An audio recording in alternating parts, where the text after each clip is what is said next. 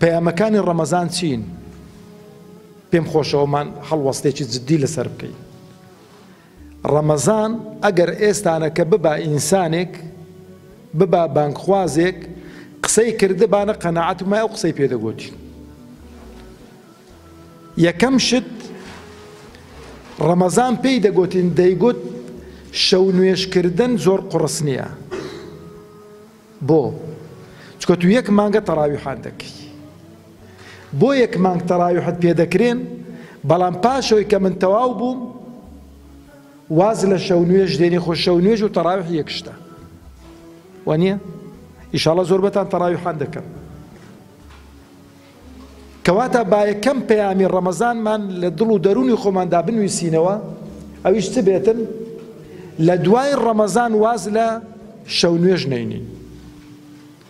شەو نوێژیش ئەتوانی لە دوای نوێژی عیشا، کو ئێستا تەراویح لە دوای نوێژی عیشا دەکرێن، ئەتوانی لە دوای نوێژی عیشا شەو نوێژەکانی خۆت بکەی.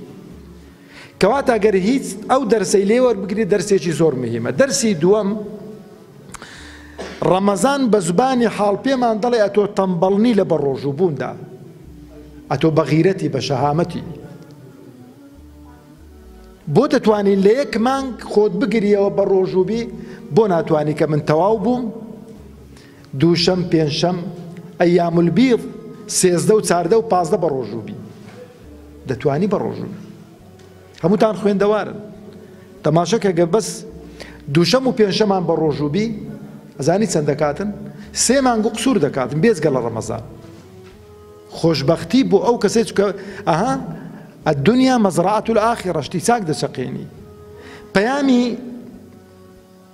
سێیەم پێمان دەڵێ چی؟ دەڵێت جەنابەت دەتوانی قورئان بخوێنی، ئەتوانی کاتێکی خۆتی بۆ دیاری بکەی، بەس بۆ کە من خەلاص بووم وازی لێدێنی تەمبەڵی و تەوەزەلیە. ڕەمەزان دەبی فێری مەنهەج و بەرنامەمان کات، دەبێ فێرت کە ئەولەویاتی ژیانی خۆت دیاریکەی. چەند کەس لە ئێمە بۆ نمونە ئەگە لێکی دەین و ڕۆژانە خەریکی فەیسبووکی بەبێ ئەوەی کە هیچ ئیسیفادەیەکمان لێ کرد بێت. عمری خۆمان زۆربەی کە خوای گەورە لە ڕۆژی قیامەت بە تایبەتی لەو جیلەی ئێستا لێمان دەپرسی عمرت لە چی سەرف کرد، دەڵێن لە فەیسبوک. لە شتی چاکیان لە شتی خراپ ئەوە دەگەڕێتەوە سەر خۆمان. خاڵی چوارەم و کۆتایی پەیامی ڕەمەزان کە دێمە سەر خاڵی دیکە چییە؟ دەڵێت تو کەسێکی ڕەزیل و قرچۆک نیت، ئەتۆ کەسێکی بەخشندەی، ئەتوانی خێر و سەدەقە بکەی. خێر و سەدەقەش سەرنیە زۆری بکەی. ڕەفیقەکەت لەگەڵدایە لە قوتابخانە، دەچم لێوێن دەرێ بیپسیەک بۆ خۆم دەکڕم، چایەک بۆ خۆم دەخۆمەوە چایەکی بۆی دەکڕم. خوازیارم نێڵین کۆمەڵگەی کوردەواری خۆمان بێتە ئەوروپا. لە ئەوروپا ژن و مێرد پێکەوە کە دەچنە کافتریا دەبی ژنەکە پارەی خۆی بدات، پیاوەکەش پارەی خۆی بدات.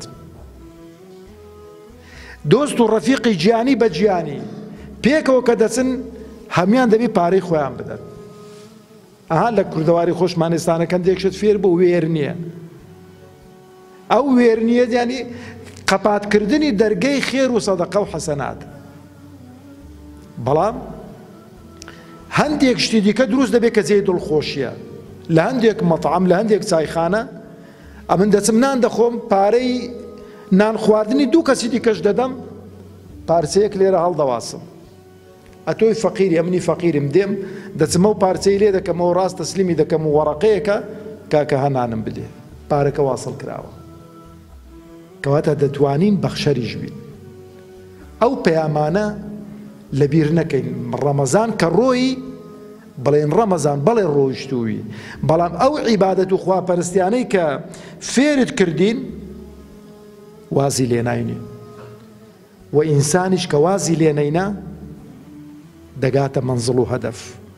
وەرە تەماشەکەم، بەردێکی ڕق بێنە، چەمەندۆیەکی ساف بێنە، دڵۆپە ئاوێکی لەسەر موسەلەت کە یەک دڵۆپە ئاو تک تک تک تەماشەکەی بە مروری زەمن ئەو بەردەی کون کردووە، ئەو چەمەندۆی کون کردووە.